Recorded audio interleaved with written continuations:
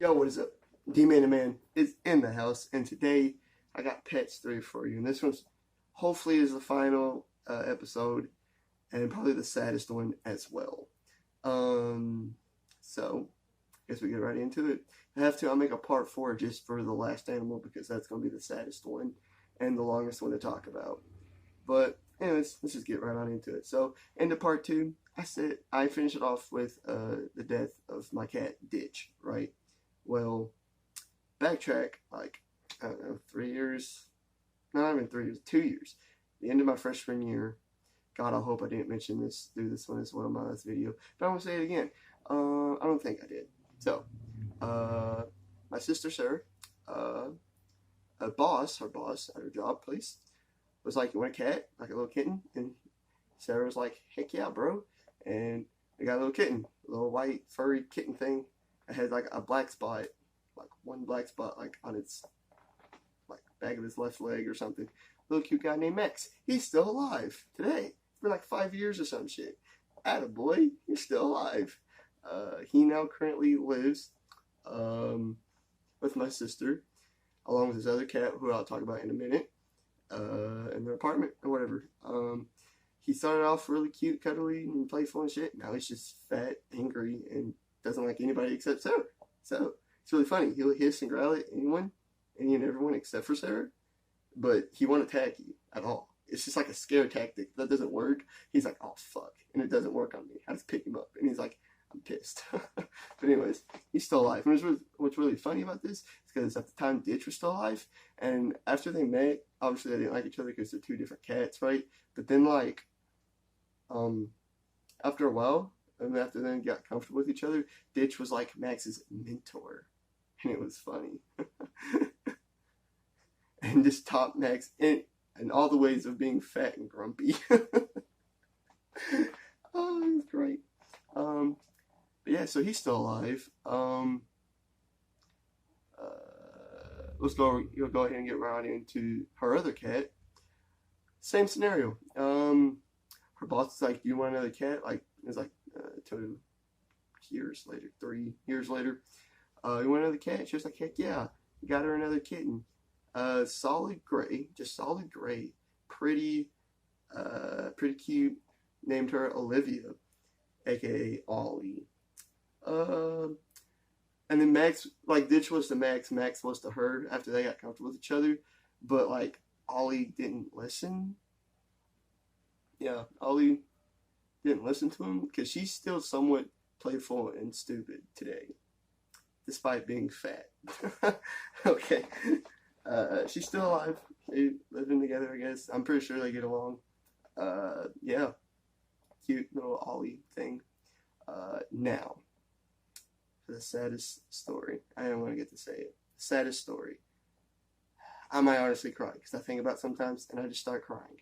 But it's okay. So, right before I joined marching band, or started band camp, the summer before my freshman year, this dog showed up around her house randomly.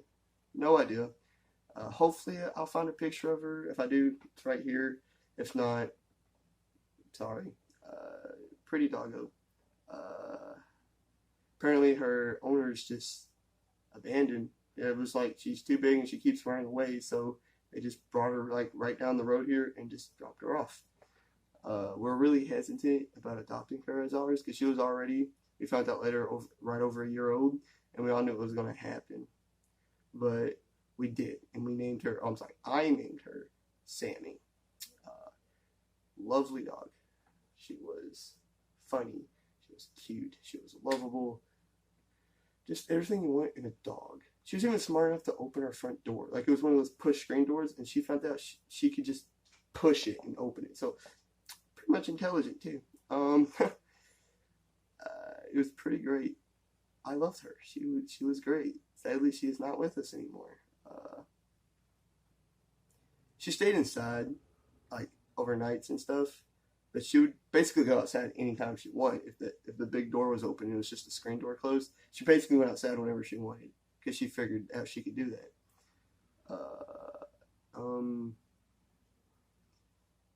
I have a lot of funny stories with her, but the beginning of my senior year, about 4 years later. It was a normal day. I had marching band practice after school. It was on a Thursday, right before a 4-day weekend. Got done marching band practice, came home. My mom came home with groceries. We were helping her carry in the groceries. And Sammy got out, which is normal, fine. And then right after we got done with groceries, I went to my room and started watching YouTube on my phone. And then all of a sudden, I hear something on the outside.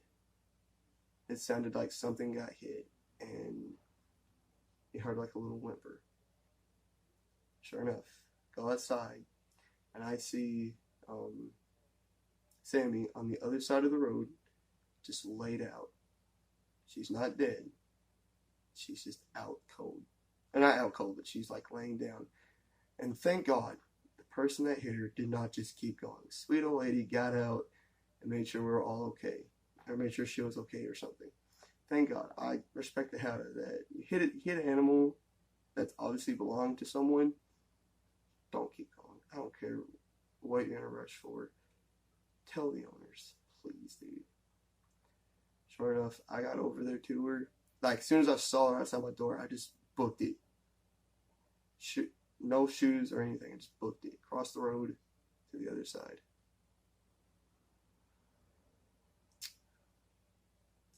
When we got over there, we saw her neck was broken and she was completely paralyzed. I picked her up and brought her over to our front door, and it was like I was moving a corpse because there's no stiffness. Like, I've picked her up like this before, and you can feel stiffness, her not wanting to be held, obviously, because she's like a 50-pound dog or more. And so you kind of feel there's none of it, nothing. Picked her up and I laid her down. She was still living. She was still alive, having trouble breathing. Her neck obviously in pain. She couldn't move any of her limbs.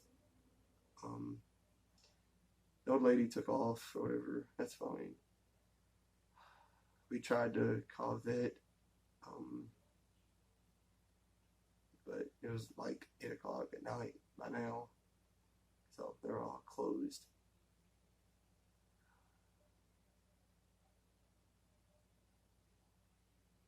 I remember I haven't told anyone this, but I prayed to God in that moment to please not take her away from me.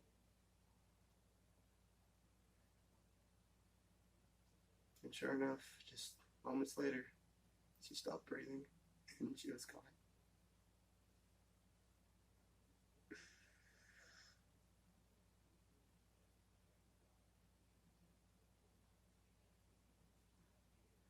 I remember being angry. I remember being sad. We contacted our neighbors to help us bury her, and we buried her right over there. And that was that. I remember later that night, because me and my girlfriend at the time, just got together like 2 weeks or something like that. And I remember crying. Crying and all that great stuff. I went to my room and I shut the door. My mom came in to check up on me later, and I told her to just please go away. I remember that. I remember being angry. I remember sad. I remember being sad. Goddamn, it's been like 3 years. I'm still fucking not over it. I remember being mad at God or whoever the hell I was praying to for taking her away. And I now know that everything has its time, has its purpose. And everything in life has to go eventually. I do also realize that, because I believe that when everything good is going in life, God does something to balance it back out. Or when something, or a lot of bad is happening, God does something and balances out. That's what I believe would happen here. throughout my junior year, as if you've seen the video, junior year was not so good for me. My dog Sammy, at the time, helped me throughout all of that. She was amazing. It's like she understood what I was going through and was just there for me. And that's why it really hit. I remember being angry and then coming to that realization, because I had a lot of good things going for me. I had marching band that I was in love with. I had my girlfriend who I couldn't have been happier with, and just a lot of things going right for me. So God took one of the best things away. And that's just something that I believe in. God always finds a way, or the universe, something, always finds a way to balance everyone's life back out. Just give it a chance. It'll happen. It also goes for if you're having a very rough and bad time, going through life, you're depressed or something, you'll do something eventually and balance it back out. It might take a while, but it will happen.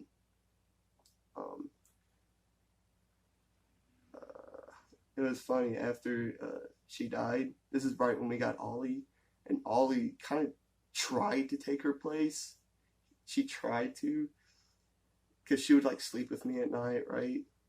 Sleep right next to me at night. Of course, she wouldn't stay all night. I had to let her out around 2 or 3 a.m. every morning out of my room, and so she could go pee or play or whatever. But she tried to for a while. She tried to take her spot. But anyways, yeah, it was really weird. Some nights when I was in my bed alone, I would feel something like lay down and fall asleep next to my leg when I was trying to sleep at night. And it helped me because I felt like it was Sammy's like spirit or something. I haven't felt that in a long time. And I think it's because I realized that I moved on or whatever, or something, I don't know. But it was nice to feel that again. So yeah, that was probably the saddest death in my life. About a year later, though, we adopted another dog named Wyatt. As you've seen in other videos, Wyatt is still around with me today. Thank God. He's like a mix between a husky, a pit bull, and a Boston Terrier. What a combination, right? We've had him for about 2 years, and it's been solid. He's been a great dog overall. But anyways, that's it. That's all my pets. Or, well, most of them. But I didn't mention the 2 cats I got in like middle school called Thor and Loki, because they weren't ours. They were my oldest sisters. And so it wasn't really ours. But anyways, there you go. Like and subscribe. All that great stuff. I'll see you on the next one. Peace.